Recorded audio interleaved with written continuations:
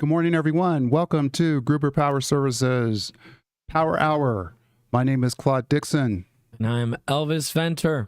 Hey, we'd like to hit you guys real quick, the viewers, with just real quick on that raffle last week. We got the 500. We actually exceeded 500, and we're currently at 564 subscribers. So from last Friday till now, we've increased our subscribership by 53 people.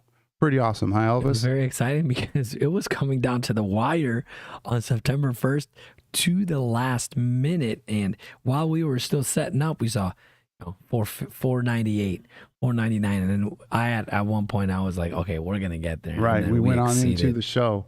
And then it just kept going. It was exciting. A lot of fun. Yeah. So in October, we got a surprise that we're going to come up with, kind of similar.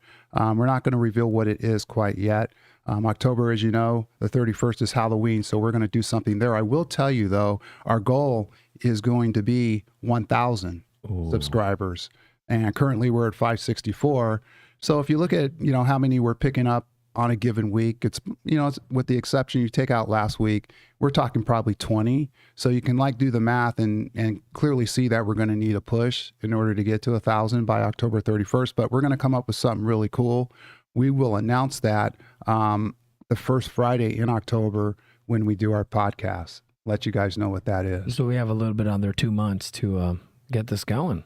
Well, 1 month. End of October. Well, it'll start October. Yeah, but the raffle will be the end of October. Well, we don't know if it's going to be a raffle yet. Oh, yeah, I already assumed. Yeah, we're going to go ahead and just surprise. Yeah, make that a surprise. But the surprise will be on the Halloween week, which is in about Yeah, but we're going to let people know, before the of course, the ramp up to it. We're going to let them know what it is. I mean, you got to let me know. I don't even know yet. I know. So I'm excited. I'm curious. I'm still dreaming about it right now. Oh, that's exciting. Yeah. Now, welcome to the show, everyone, that we're going to have today. We're going to go and start with Highlander. Kindness is free, or kindness is always free. I'm going to give him a shout out because I've actually been saying that to myself just to keep myself in the right mindset. So to all of our viewers, and, we encourage everyone to jump on the comment section and work with us, help us out today. So kindness is always free. Lenny Hodges is already jumping in. Howdy. I'd like to make a side note. He was awesome. Yeah, he was excellent. He was fantastic last week, and I think he had a big part to get us to that 500, and it was awesome. It was very exciting, and it was a very great show.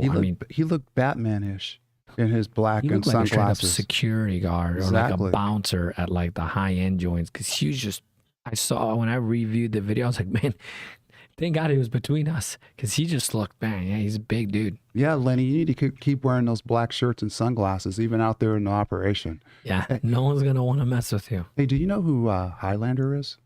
Do you know who that is? Or is that just, do you know who Highlander? It is? No, I don't know personally. Because they're on quite a bit. I mean, they've been on several of the podcasts in the past. They keep popping up here. And he says, yay, go team. Glad you're on. This is going to be an interesting show as well. And we got another comment from Rhonda Haas.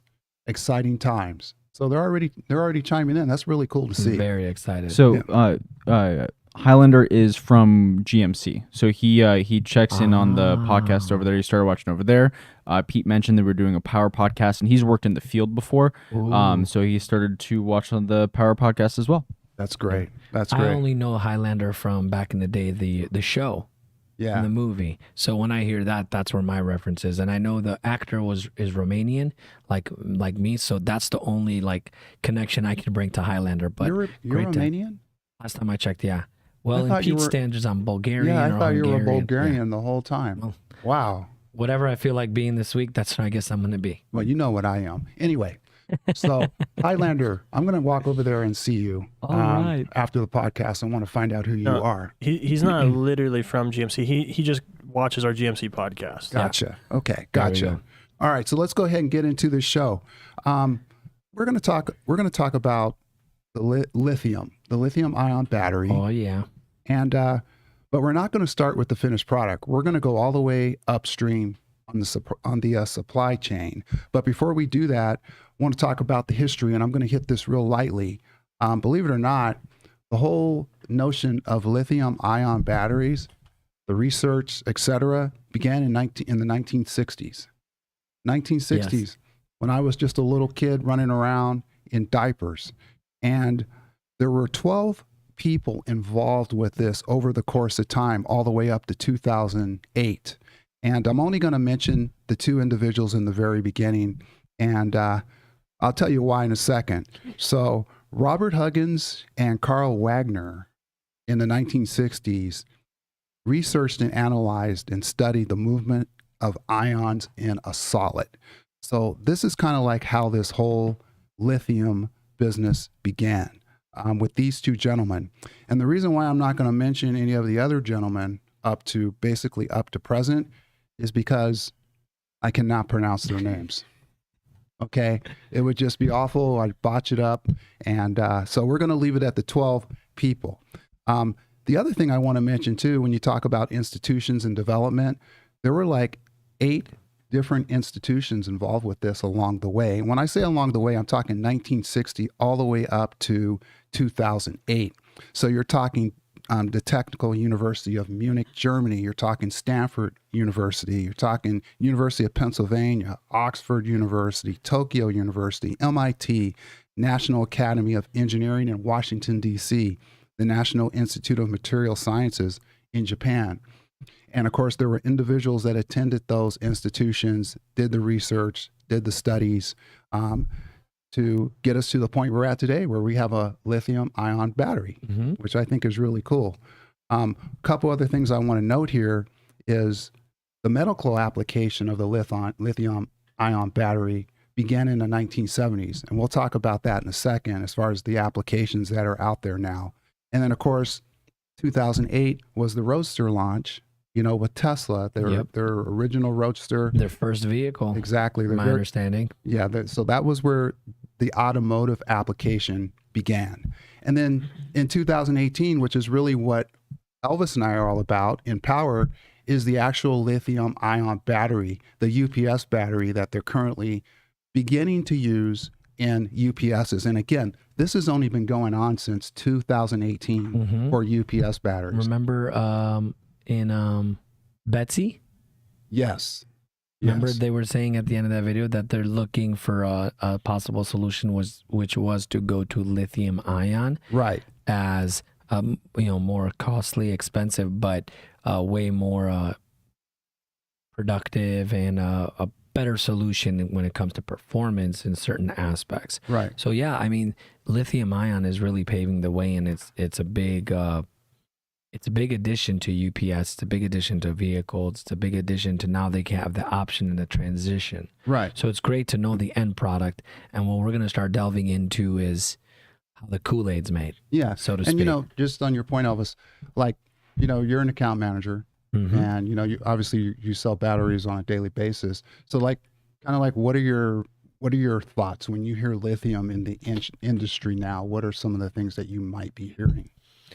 Yes. One of my thoughts is it budget appropriate for that customer? One of my first things is that if you guys, here are the pros and here are the advantages of getting lithium, and here's going to be the transition if you have a UPS that doesn't support that, or if you do that, we can transition to batteries. Because I'm also realizing they're starting to make UPSs that can support both lead acid and lithium. And I'm open to it. I mean, technology changes all the time. So Gruber is not a one path kind of situation. And in the power side, we're not close the door and no, this is the way it goes and this is what we have, take it or leave it. No, right. I like options, and our customers like options. Right. And just to add to that, in our service business, we have thousands of units under contract that obviously have battery systems. And I said this technology is relatively new in the UPS side of things, been going on since 2018. This is 2023. But yet, when we do service work, we really still don't see a lot of lithium-ion applications in the field. I mean, they're popping up here and there, but as far as just full scale, let's go for it, we're not seeing that yet. I know it's coming, but we're not seeing that yet. Let's hit some of these comments real quick before we go on. So we got one from Lenny Hodges, copy, YouTube, Highlander, hi Lenny, YouTube, IT manager, I am here, YouTube, Scrooge McDuck, Highlander is Christopher. So per the Lambert. movies, Highlander was Christopher Lambert. Okay. Per the series, there was a George something, or there was two actors per the movie, and that's what he's referring to, Scrooge McDuck. Mm-hmm. Yeah. And then we've got IT manager. Tell us about the image behind you. We're going to get to that. That's actually in the next little segment we're going to do. And then Banana Man, what are the benefits of lithium? We're going to get to that as well. Yeah, we're going to speak about that in the too. did you know section of what we're Correct. doing here. To give you a little teaser on what for lithium, the run times, and I'm going to stop there. But run times is a huge for having, let's say, having 2 lithium batteries compared to 2 lead acid. The 2 lithium will give you more. So just to give you one little teaser on a benefit, it is runtime. Let's give them one more too. Okay. Battery life. Battery life. Okay, you're talking. So we're giving them 2. You're talking these batteries last as long as the UPS does. Yes. And we'll get into that in a second. Yes. Okay. Correct. So let's talk about the first thing is we don't, in our podcast here, our viewers, we don't have all technical people watching this. We have some technical people and then we have non-technical people. Both types of people are in the mission critical industry. Mm-hmm. So what I wanted to do first was just start with what are the lithium ion applications? So Jesse, if you can put up image 555. And a lot of this stuff has been around for a long time. I'm talking since the 1970s, especially when you're speaking to medical. So there you go. All of us, I think, are familiar with these batteries right here. These are actually lithium ion batteries. Some of the applications are in digital cameras, pacemakers, watches, phones, portable power packs, etc. Who has ever experienced with their cell phone having it in their back pocket and then all of a sudden you start feeling heat in your back pocket? I call it a hot pocket. Have you ever had that experience? Yeah, now our phones tell us if it's overheating. It says, please shut down or you can't use this application due to the overheating of your phone. Yeah. So yeah, that happens a lot because of that right there, That that battery battery pack right there. All right, let's go to image 556. So you see that in the applications I just mentioned. The next application is actually an electric car. It's a Model S. And you can see that this battery pack is completely different. This is called a pouch. Actually, that's the Roadster battery pack right there. But that's fine. You can leave that one up. That's another example of a lithium-ion battery that goes into a Tesla Roadster. fascinating. Okay, very interesting there. And if you could put in image 557. Okay, there we go. That's the one I was looking for before. Now you just saw the one that goes in the back of the Roadster, right? Drops into the back of the Roadster. Now this one here is the Model S. That's the 4-door Tesla sedan that you see running around here. Beautiful car. This battery pack goes on the underside of that vehicle. And you can see, I can't remember the count actually on how many lithium ion cells are inside of that battery pack, but I believe there's thousands, if I'm not mistaken. Hopefully someone can chime in like the IT manager and let us know exactly what the quantity is. And that's the base Yeah. So of the vehicle. right. And remember, this technology right here began in 2008. Now the Model S came online in 2012. Okay. So other uses, other applications are solar energy storage, uninterruptible power supplies, aka UPSs. Surveillance and alarm. Exactly. Yeah. Golf carts. Yep. Portable power packs, watches, phones, all that good stuff. Exactly. So we've been using lithium ion batteries for years, for decades. That's the point I just wanted to make there. Now, if we're getting some, I guess, some answers to some of the questions here. Let's see. Let's go down to IT manager. Thank you. In that Model S battery pack photo we showed you, there are 7,104 lithium ion cells inside of that battery pack. And what's going to be cool is not in this podcast, but later on, we're actually going to talk about cell production. Okay. Okay. How those cells are actually made, what type of equipment, the whole thing about how they're made and inserted into that battery pack. And we got another one, the Roadster, the other photograph that I showed you. There's 6,831 cells inside of the Roadster battery pack. That's amazing. That is absolutely amazing. Okay. So let's address the thumbnail. That was another question. The thumbnail, the photograph that you see there is actually a mining facility. Now, of course, it's an artist's conception of a mining facility. And I want to see who out there knows where this image came from. I'll give you a hint. It's a series that took place in the 60s, the late 60s. It was a television series. Good. And anyone that's watched it probably has lived long and prospered since they've watched it, so maybe they might know about it. Great hint there. Great hint there. What hint? What hint are you talking about? I have no idea. But you know what I thought when I saw this picture? I was like, I thought this was the cave you've been building up to store. Yeah. You said you've been storing as the end of times. You started provisioning away. I was like, man, Claude, you've been working overtime to build that place. Yeah. I thought that's what it was from your hiking. Well, essentially, what you're looking at is a cave. I mean, this is underground. I thought it was yours. Yeah, exactly. This is underground, and we got one right there. Lost in Space. You're close. I'm going to go ahead and tell you what it is. No, don't do it yet. I want to see if they'll figure it out. Okay. I didn't know until I got the answer, but then I started researching it, and it's nostalgic. It's great. And I'll give you another hint. There's a silicone rock monster involved with this thing. Okay. Fan 3001. No. Let's see. No, you know, you have to watch it. If you watch it, then you'll understand. I mean, you have to. You do know it. It's very popular. We got it. Somebody got it. Rhonda Haas, Star Trek. You're exactly right. Star Trek, the original series. The episode is The Devil in the Dark. The Devil in the Dark. I encourage you. You want to see an efficient mining operation? Okay, that's done by a rock monster. Okay, this is the episode to watch. It actually is a great episode. Yeah. Yeah, William Shatner and crew. It's the original series. So let's go to image. Let me do the supply chain one first here. Okay. Image 99? Yeah, image 99. The supply chain flow of lithium. Okay, but you're going to find out that it's more than just lithium because it takes many minerals actually to make a lithium-ion battery. So let's go to image 99. So I don't know how clear you can see this, but this is basically the battery supply chain. And what we want to do is we want to take you through the entire supply chain. So we start, with the mining, the upstream operations, the raw material production, okay, and then the mineral processing. If you could continue to scroll down, cell manufacturing, which we're not going to hit today, and then the pack manufacturing, and then of course onto the electric vehicle or the UPS battery. And then some of the real issues that surround this is the end of life and the recycling. Yep. Yeah. That's what I know they're trying to figure out and learn how to dispose of it more properly. Right.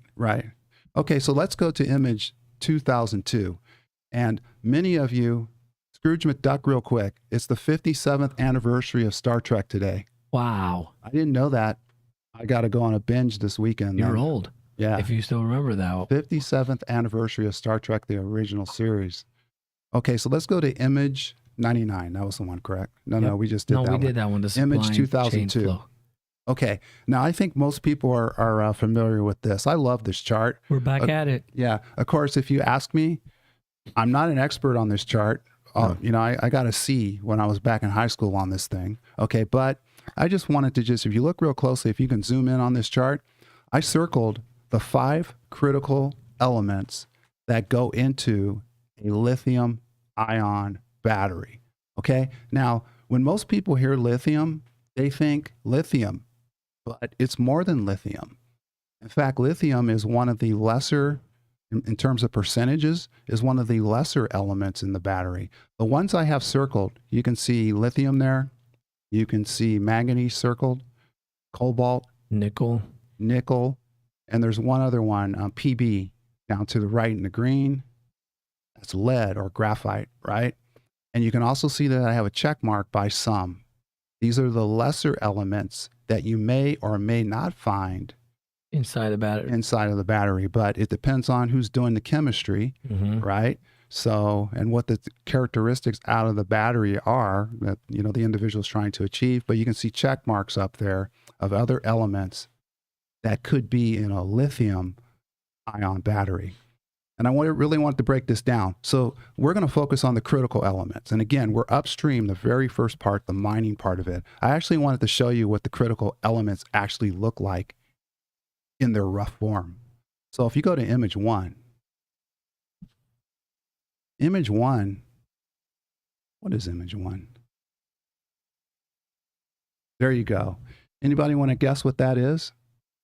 That looks like one of the rocks you have on your table. I know. But you want to guess what that one is? What element is that? I don't even know. I'm gonna say cobalt. Okay, that one there. Let's see if anything pops up here. Let them guess. Yeah. Yep. It's a beautiful rough stone. It really is. And all of us, at least back in the day, were using this constantly. Okay, we used it constantly back in the day. In fact, I have a small piece of this still stuck in my leg from a guy that ran into me with one of these sharp objects. Graphite or cobalt? You got it right there. Graphite? It is graphite. Okay. Okay. And it, on the periodic table of the elements, it is a post-transition metal, which means it's soft, brittle, and melts at a lower temperature than the transition metals do, which you'll see further down. There's some transition metals involved with this as well. So you've got graphite. Made from carbon. Yes. You know, and look at this. Think of this. Where does it come from? When you're mining it, the majority of it, where does it come from?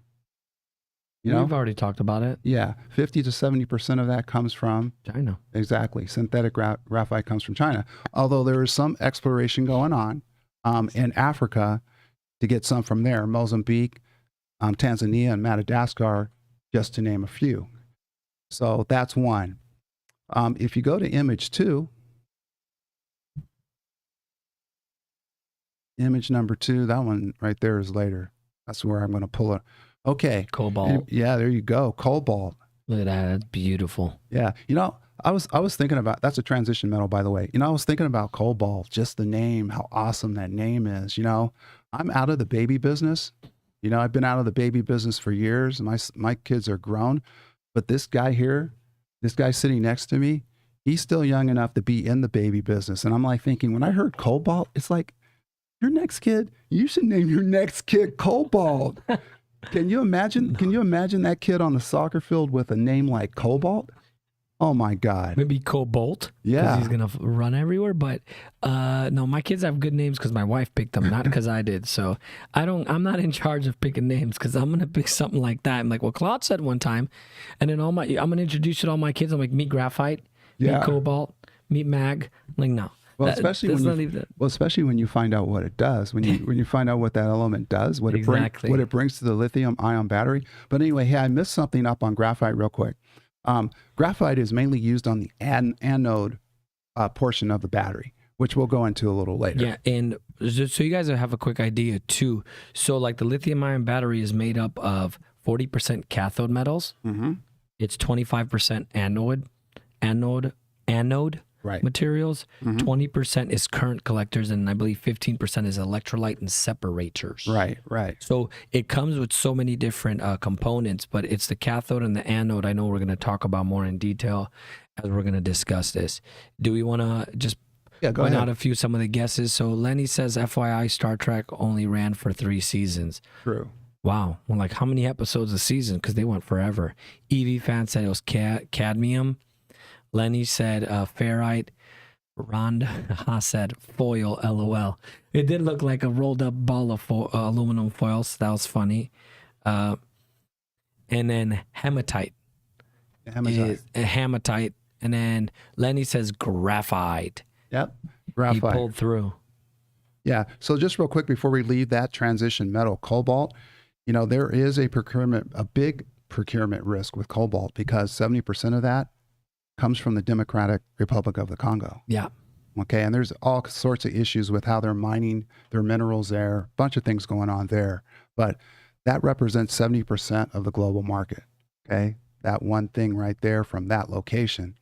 Image number 3, which is the subject of what we're talking about here, lithium. Oh, there it is. There it is. That's beautiful. And I love looking at minerals, elements in their rough state. I think they are just fabulous in their raw state. In their raw state before they're like Beautiful. processed and the lithium is extracted out of the base rock. Okay, but you're looking at lithium right there, mainly mined in Australia, Chile, and Argentina. It's considered an alkali metal.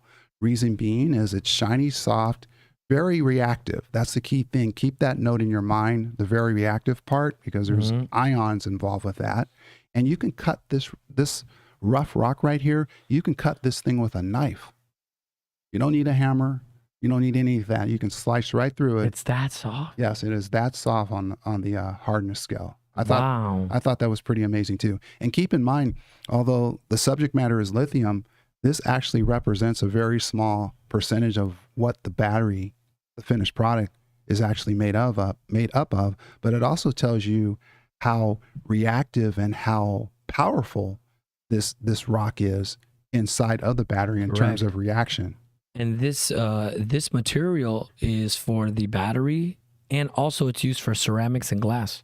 Wow. I didn't know that. Yeah, but it's the softness yeah. of it. And they also utilize it in many different varieties. And it's actually within ceramics and glass. And they started using it in more spots. So it's lithium ion, but it's also used. So it's great to see that it has many different roles and uses. Right. And when I say it's reactive, what I mean is that the ions are moving around, okay? They create free electrons, which gives you a charge, which gives you energy, okay? So keep that in mind too. The fourth critical element, and the word critical is very important because when you think of a lithium-ion battery, there's 5 critical elements. I showed you on the table that there's 11 total that could be in the battery, okay? But the critical elements, the next one is manganese, atomic number 25, but it's less than 1% of what is actually in the lithium-ion battery, and it acts as a stabilizer. It is also considered a transition metal, and that's image number 4. So let's take a look at image number 4. Okay, there you go. That's manganese in its rough state. Pretty cool looking rock, huh? That looks great. Yeah. And a side note, Claude always tells me when he has like a new rock or something, he's like, put it in the light. Yes. Put it in natural sunlight because you're going to get a whole different perspective of it. So these are great to see how they are in their raw forms and the raw material. Right. Okay. And then the last critical element is image number 5. Image number 5, look at that. Anybody want to guess what that is? You carry it around. I don't know if you're actually carrying it around, but there's a coin. Lead. There's a coin probably in your pocket right now that represents this rock right here. You have a penny. You have a dime. Copper? You have a quarter. Copper or lead? I missed one on purpose. Nickel. Nickel. Oh, there you go. The 5th nickel. critical element is nickel. Of course. Look how shiny that is. That's a beautiful rock right there. Atomic number 28. And it's mainly mined in Indonesia. And the world's 2nd largest producer of nickel is Russia. Russia. Okay, it's also considered a transition metal. Okay, so those are the 5 critical elements that you will find in a lithium-ion battery. So I think that's really neat to see this in its rough form. What do you got? Check out the comments. Says Highlander says they filled a lot of the blank spaces on the chart since 1971. Okay. Thank you, Highlander. Kindness is always free. Rhonda Haas says, wow, very interesting. Rhonda Haas was guessing silver. IT manager said nickel. Rhonda Haas came also with or nickel. I will say, if anyone else has great comments, keep chiming in. I'm going to challenge my wife because I know she's probably texting me right now. I'm going to tell her, why don't you chime in on the channel for once? Because I know she has a comment that she wants to say about the Cobalt reference for naming our kid. Yes. And I'd rather have her say it, and I'm going to encourage her for once to please write that directly to Claude because I know she's going to probably say something knowing my wife. But don't you think that's cool? I mean, that is a cool name. But anyway, hey. Not for women. Hey, the other thing, back on Rhonda Haas, you said silver. I want to give you kudos for that too, because that is also on the chart. Now, silver is not in the lithium-ion battery, but it is an element. So cool. She takes it. Yeah. All right. So now we're going to go, since you know what the minerals, what the elements look like in the rough state, let's go to material processing, capacity, and refining. And that's going to be image number 9. And we're going to have to zoom in on this because it's going to be tough to read, because it's kind of like a map on where these minerals are coming from and where in the world they're coming from. Okay. So let's start right there, Jesse.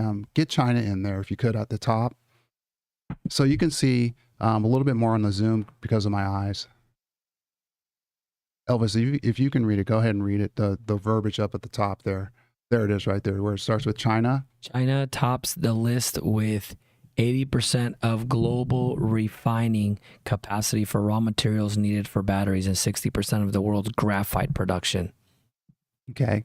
So 80% of the raw materials, it tops the list for China.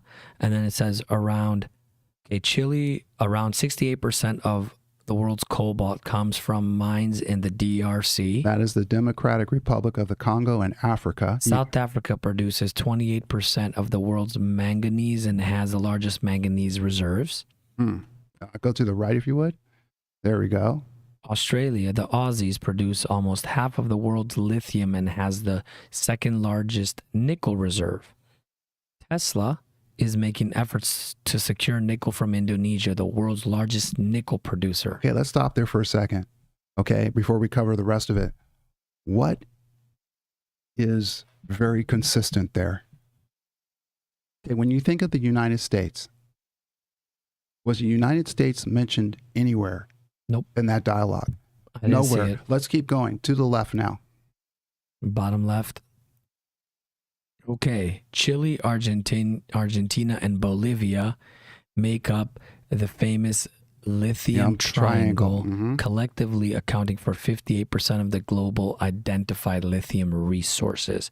I got a question, Claude. Do you know how lithium's extracted?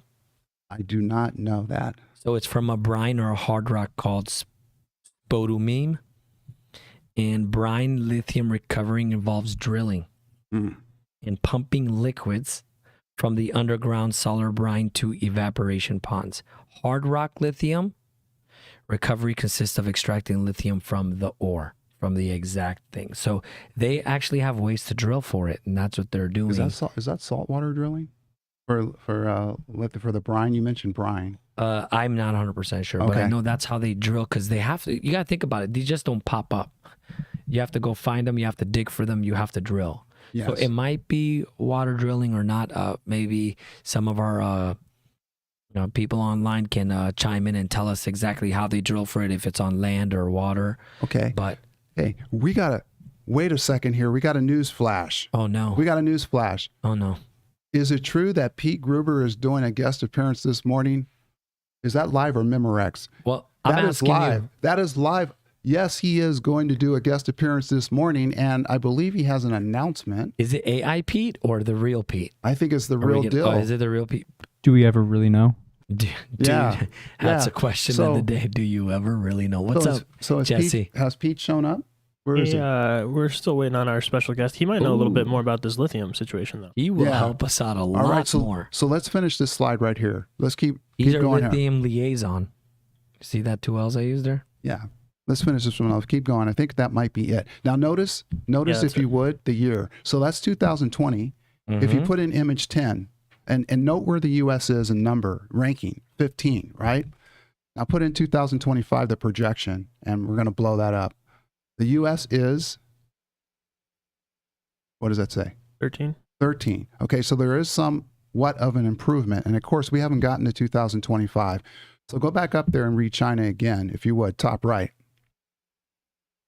China is expected to have control over 75% of global raw materials refining capacity in 2025, maintaining its top spot. Okay, so I think we're making the point here.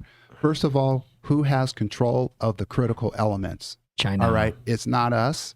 it needs to be us in some way, shape, fashion, or form going forward. Okay, Pete, come on in here. There he is. You The got a one, seat. the only. You got a seat right here. I'm calling you today the lithium liaison. Yeah, and you can fill in some of the maybe some of the holes. Yeah. Pockets, You you can know? always help us. You're way more up to date and On the lithium stuff, absolutely. welcome to the How are show. you guys. Great Yes. to see you. And of course, we don't know whether I am the AI version or if this is a human being.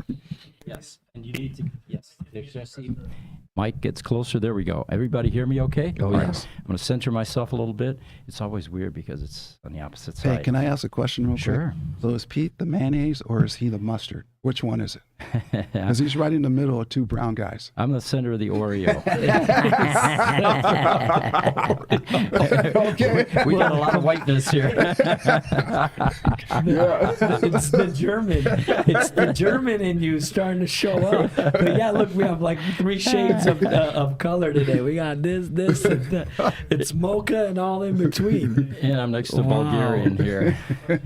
All right. So anyway, the questions about lithium-ion, I can help a little bit with that. Please. The Please first do. electric car that actually used a multi-cell lithium-ion type battery pack was the 𝗕0, Right. which inspired the Roadster. There had been a lot of lithium-ion. We're talking about the 18650 cells. It's a little bit larger than a AA battery. Okay. And Are those the ones that we saw in the Model S, Model right? S? That yes, battery pack. Okay. yes, yes. Just so we can have an idea to reference, because that's what it looked like, but they're a little bit larger than a AA. That's considered a pouch, correct? That's a pouch. Nope. Actually, pouch batteries are literally pouches. You know, like your wife's purse, thin.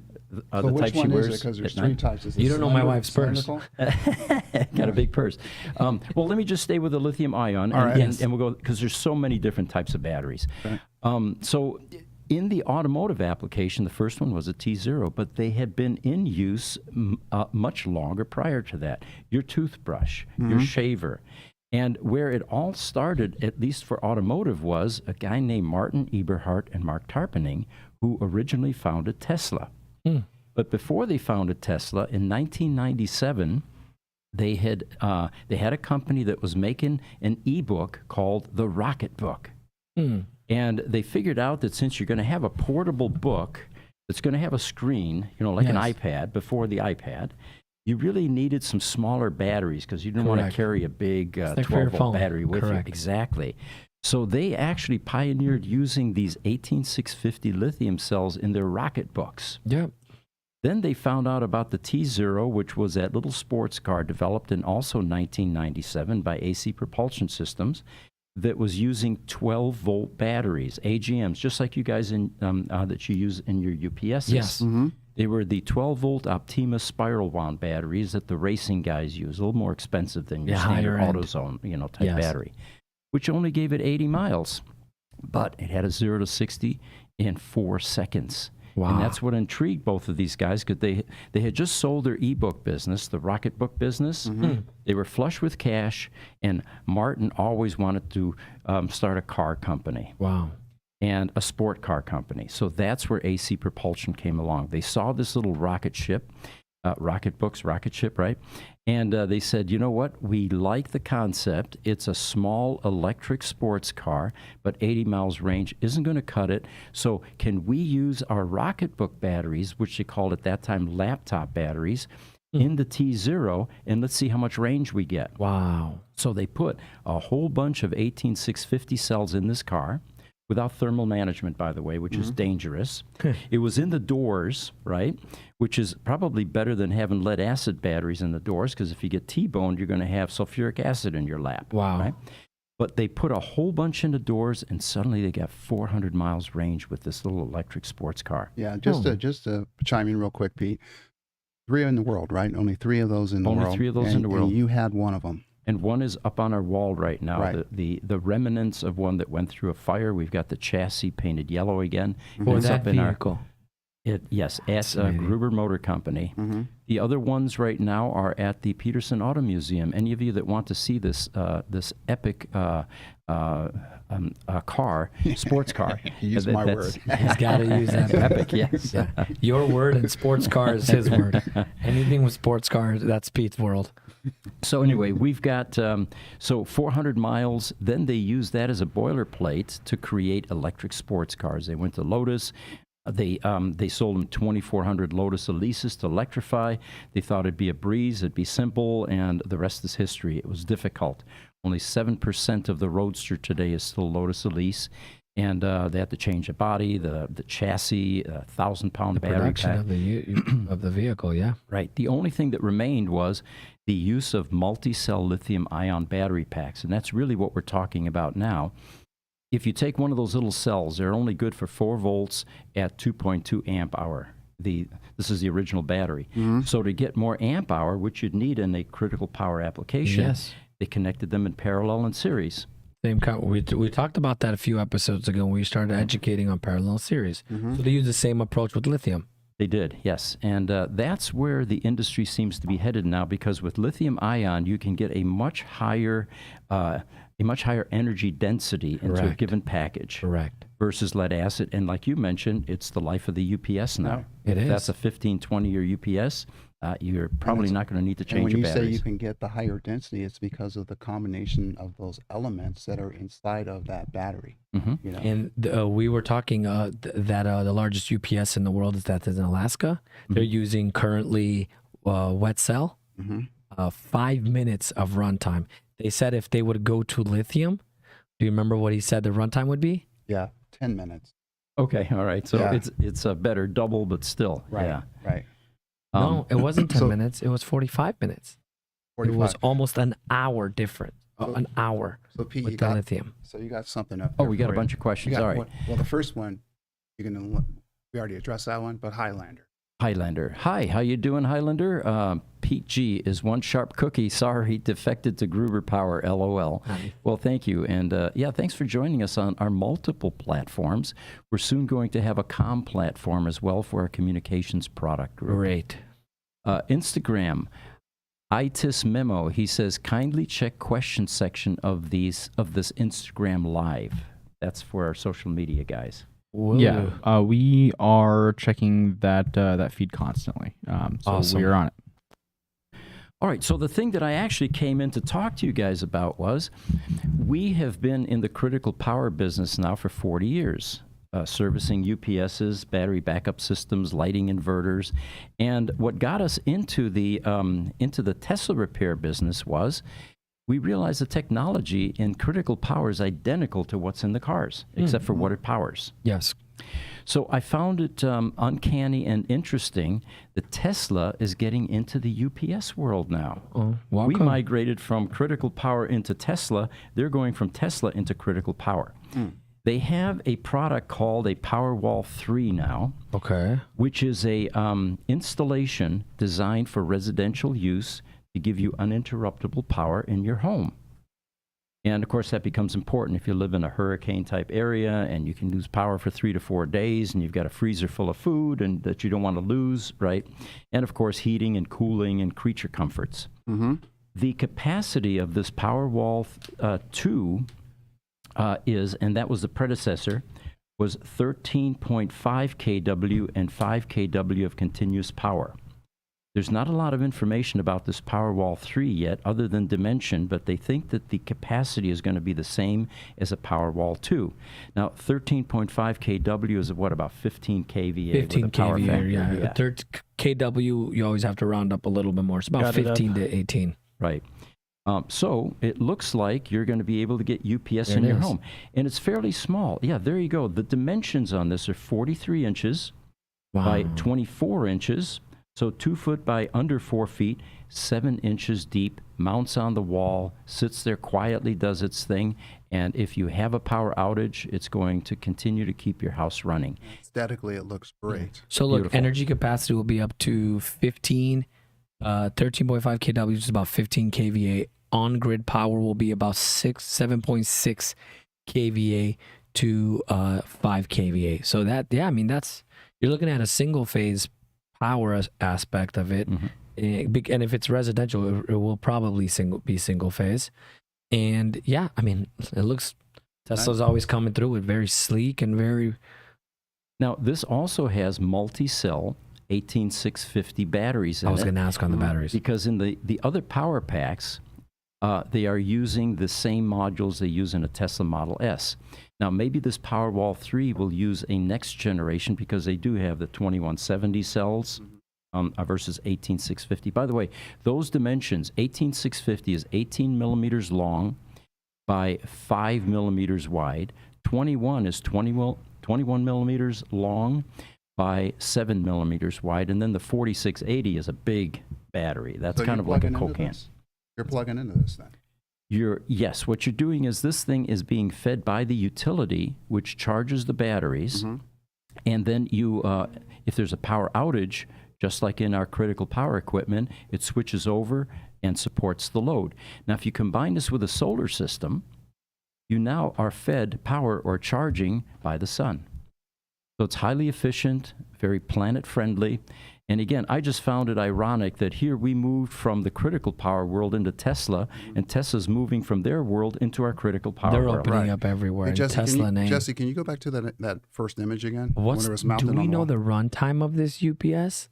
It depends on the load, of course. Yeah. And at 5 kW, it depends on how many freezers you have connected to it, whether you're trying to do your cooking range. That's where I was I'm going curious next. to see the receptacle part of this. Yes. Well, your average cooking range in a kitchen, for example, is going to be about 1,000 to 2,000 watts. Or 2 kW. Right. This thing will put out 5 kW. So if you have a hotter, you get your hot water heater thrown in, it's going to start adding up. Freezers, toasters are going to be high. Freezers aren't that much. It's got a compressor in it like your refrigerator. So if you stay away from the high current devices, you could probably get some appreciable runtime from this. And when does it hit the market? Well, that's actually already installed. They've got 3 customers so far, and this came from the Tesla Motor Club. By the way, those of you interested, there's a whole website there that is dedicated to the Tesla owners, various platforms from Model S, X, Y, Roadster, and they've started a Powerwall section.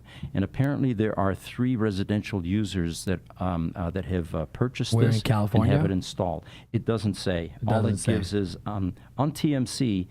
The handle is Andy92782. If you want to read more about this. Okay.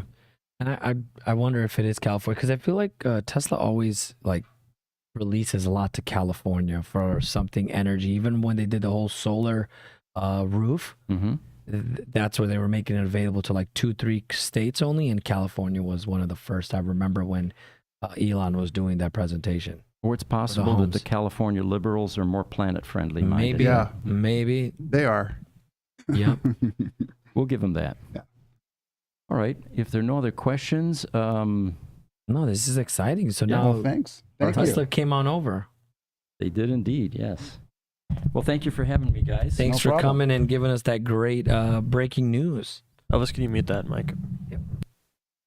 Fascinating. Yeah, let's get into. So Lenny Hodge actually says 4 kVA is 20 kW. Okay. Thanks for that. Highlander, Lenny, I still need a calculator or math, or a abacus. LOL. True. Sometimes I need that too. So it's good to have people. Well, let's hit the Did You Knows, because that's going to address that original question we got on the benefits of lithium-ion. And again, these Did You Knows are focusing on the benefits. We'll hit you with the cons in another podcast, because there are some. So I'll take the first one, Please. Elvis. So you ask how long the lifespan is, anywhere from 10 to 15 years. And the ELL on a UPS, what is that, 12 years? Yeah. Yeah, the end of life on a UPS unit is 12 years. I mean, you can use it longer, Yes. you take care of it, that kind of thing. But these batteries are going to last 10 to 15 years. Yes, and versus he makes what? a good point. Versus what currently? Versus 3 to 5. Exactly. But you also made a good point. You said end of life. And actually, there's a difference for UPS. There's an end of life expiration date and an end of service. Right.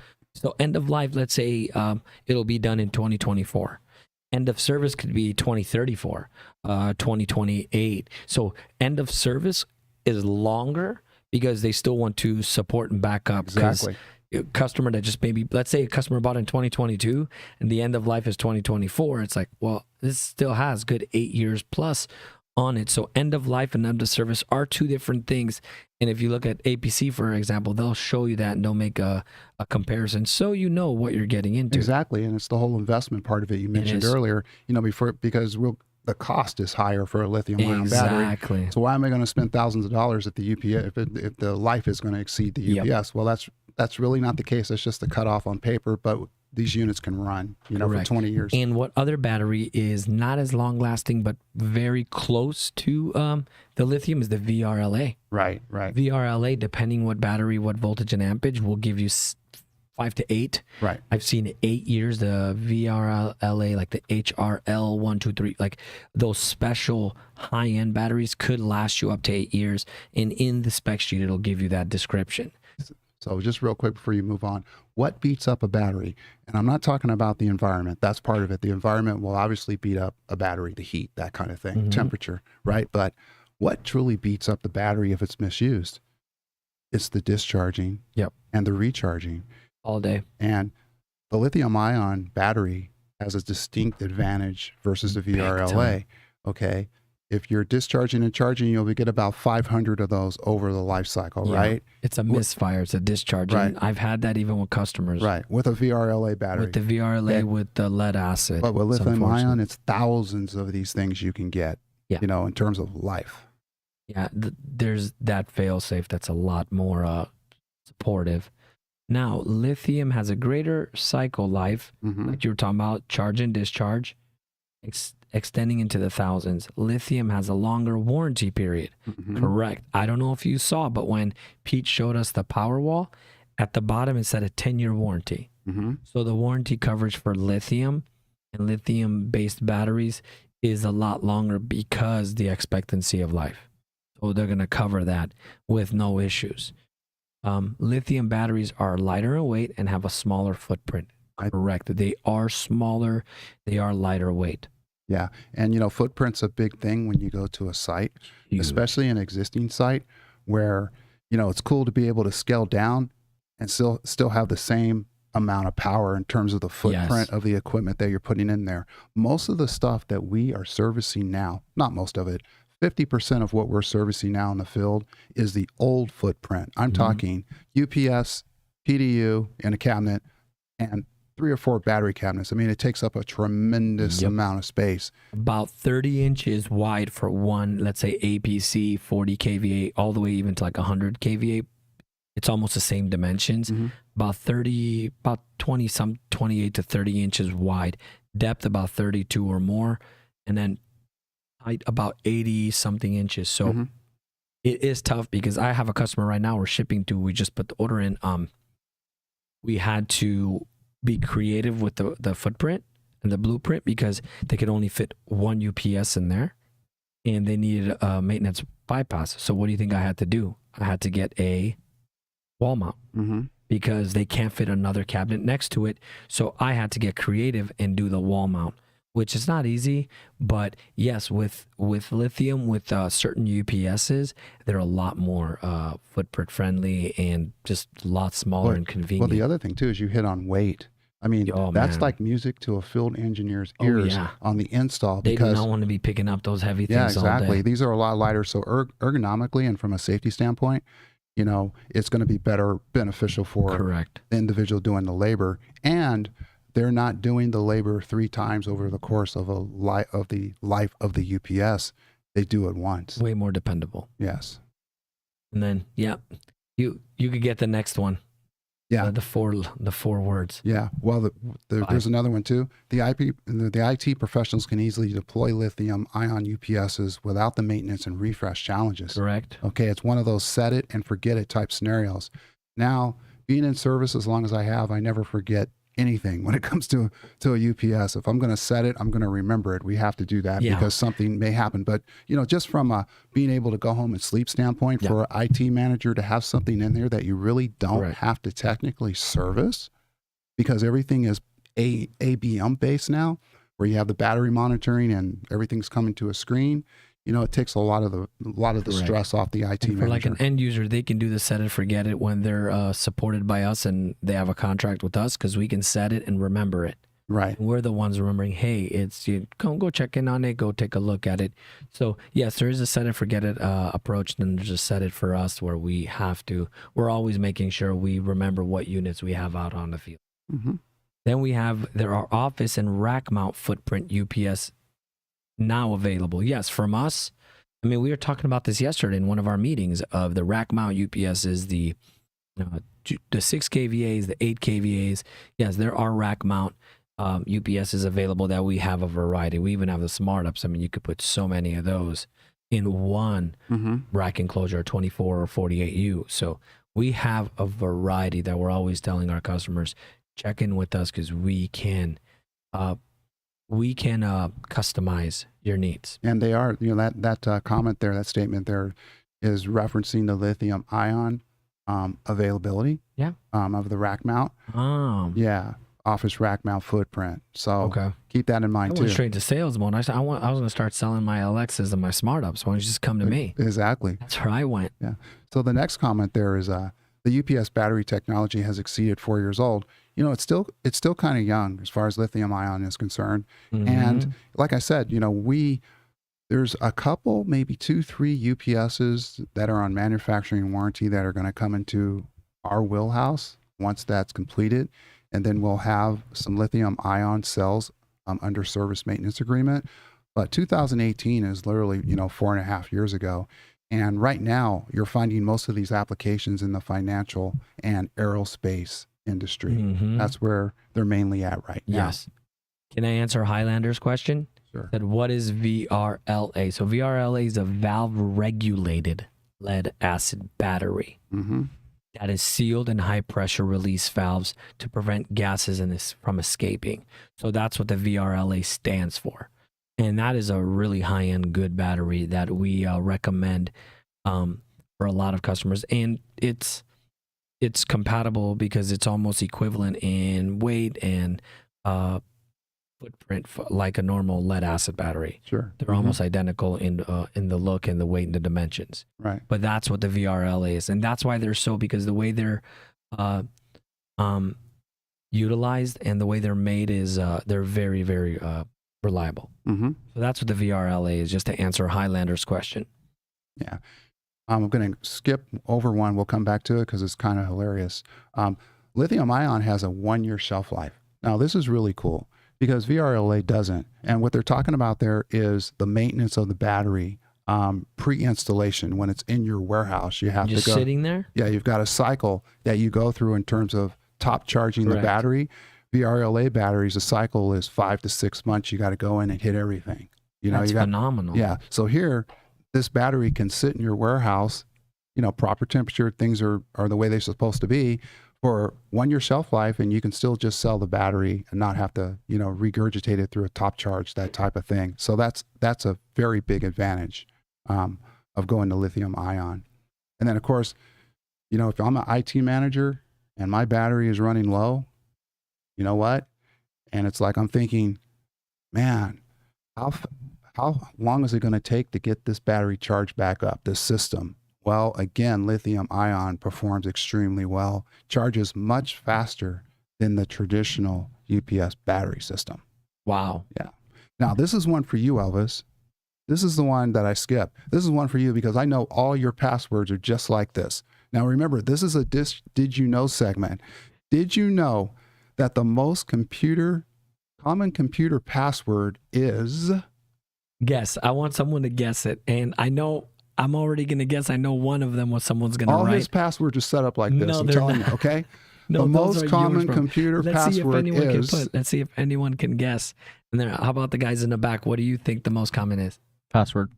I knew you were going to say that because that is not number one, but it is common. But this one is his. His stuff is set up this way. Aaron? Okay. Is it 1, 2, 3, 4?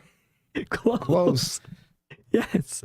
Let's see what EV fan password. Very close, but it's actually a great fact.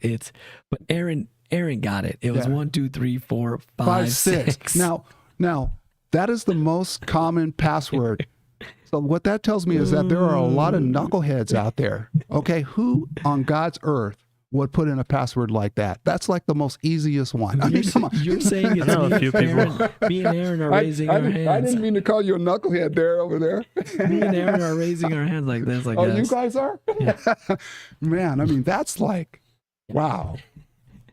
Well, Changing mine on my phone right now. yeah, I'm gonna add a 7 at the end. I'm gonna throw everyone for a loop and go 1, 2, 3, 4, 5. Well, you 6, know, I see 7. how that happens. You see how that can happen. You know, people are in their cars with their cell phone. Yeah. They're trying to do something. It's like, I can't think of a password right now. Let me just put this in. Boom, boom, boom, boom, boom. I wonder if that's a generational demographic one of who puts that in more, because I feel like my family or my parents or like my mother-in-law, a little bit older, it's easier for them to remember. I would say probably them. I don't Who have did you any say? of You said who? that. The elderly. Your elder? Oh my God. I'm a baby boomer. Okay. I mean, I'm a baby boomer. I'm one of those people he's talking Claude, about. you kind of fall under the category of them because you asked me for help on your laptop and your phone a lot. I know. You I don't know. even use Nick, the IT guy. It's Elvis, the IT guy for Claude. Hey, here's And the I'm one. all good. Here's the one today because I can poke fun of myself. I literally asked Elvis this question before we got going here today. I said, Elvis, and I whispered it because I didn't want these guys back here to hear. I said, Elvis, can you help me turn up the brightness on my computer? And I did it, but you know what I wanted to say? I'm like, Claude, take off your glasses. Yeah. Your shades are gonna help, but it was just a quick button. But yeah, I mean, technology. Yeah. It's our friend and it could be our foe. Yeah. So like we said, we hit you with, the pros of the lithium-ion battery. did. There are some cons, and we'll cover that in the next episode. in the next episode, because we're going to keep going down the supply chain here. And so we're going to basically cut it off for today.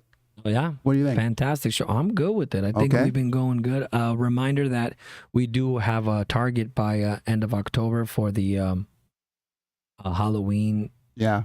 time to do 1,000 Yeah, 1,000. subscribers, and there's going to be a special surprise, which I am being honest, I do not have any idea what it is. Yeah. It's still in the dream state right now. It's in the production. Well, let's see what Highlander writes. Something about Elvis. Regarding Elvis's children, at least one kid will be a George. All Romani are named George. Great-great-grandpa George 𝗓𝗁 was from Margaret near the Carpathian Mountains. He's not wrong. George is 𝗬𝗬𝗍, but no, not both my kids are not named George. One of my kids' middle names is a Romanian old school name called Dimitri, which is Dumitru, but my children's are not George, not John, not Michael, because we have our versions of those exact names. But Highlander, you are correct on the Carpathian Mountains. You are correct on 𝗬𝗬𝗍, Margareta. Those are Romanian names, and there's a few other ones. And to close out this podcast, he missed one. His future child is going to be named Cobalt. Which All right? my wife wrote me. Yeah. Special, and it just showed up on my watch, and it said, she's like, tell Claude we're never naming our kid Cobalt, and we're not having another kid anyway. That's off the table. All right, That's a you guys. different time. We'll see you next Friday. Thank you guys. Have a good one.